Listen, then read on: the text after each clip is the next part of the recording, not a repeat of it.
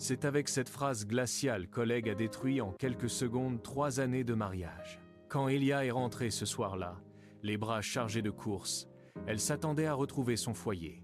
Mais à la place, elle a trouvé son mari assis sur le canapé, froid, distant, le regard vissé sur son téléphone, comme s'il annonçait la météo. « Prépare tes affaires.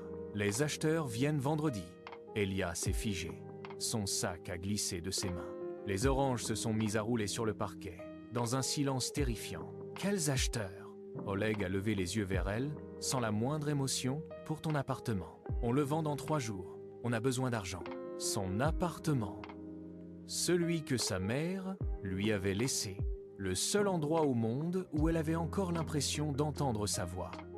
Mais le pire n'était pas là. Quand Elia lui a rappelé que cet appartement était uniquement à elle, Oleg a souri. Un sourire sale, calculé, presque satisfait. Tu te souviens du document que tu as signé il y a 3 ans, quand on a agrandi le business? Oui. Tu aurais dû le lire. À cet instant, tout s'est effondré.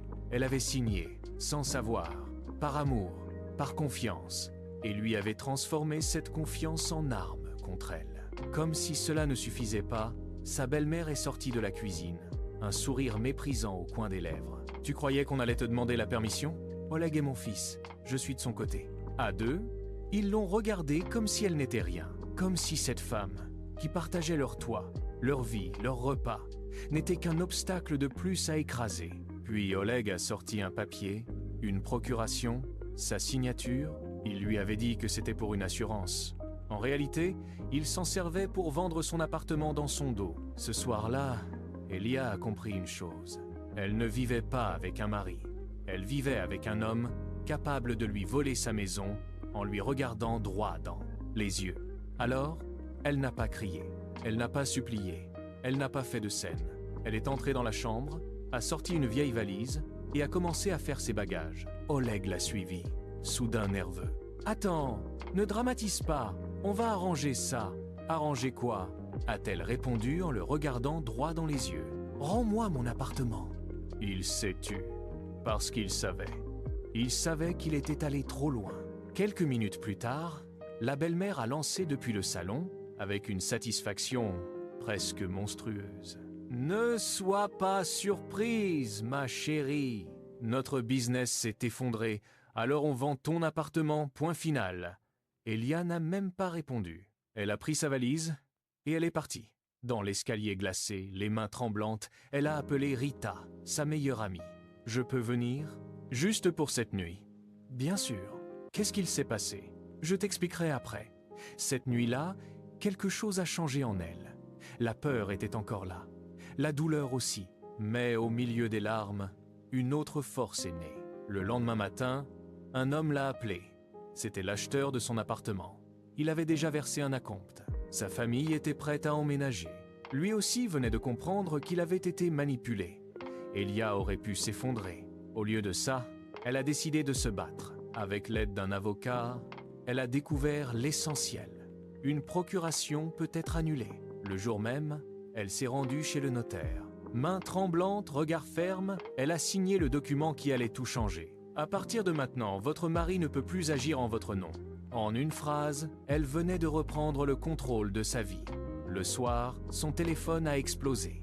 Des appels d'Oleg, des messages de rage, des menaces. Puis un message de sa belle-mère. « Tu vas détruire mon fils. J'espère que ta conscience te tuera avant. » Mais cette fois, Elia n'a pas cédé. Quand elle a finalement rappelé Oleg, la vérité est sortie. Il avait contracté une dette énorme auprès d'un ancien associé. Des intérêts monstrueux, des menaces. Et pour s'en sortir, il avait choisi la solution la plus lâche, sacrifier sa femme. « Je n'avais pas le choix », a-t-il murmuré. « Si, tu en avais un, me dire la vérité. » Puis elle a prononcé la phrase qui a mis fin à tout, « On divorce ». Les semaines qui ont suivi ont été dures, très dures. Mais peu à peu, Elia est revenue chez elle, dans son appartement, celui que sa mère lui avait laissé. Celui qu'on avait essayé de lui voler, elle a demandé le divorce. Oleg a tenté de la faire plier jusqu'au tribunal. Sa mère a continué à l'insulter. Mais cette fois, Elia ne tremblait plus. Au tribunal, les masques sont tombés. Les mensonges se sont emmêlés.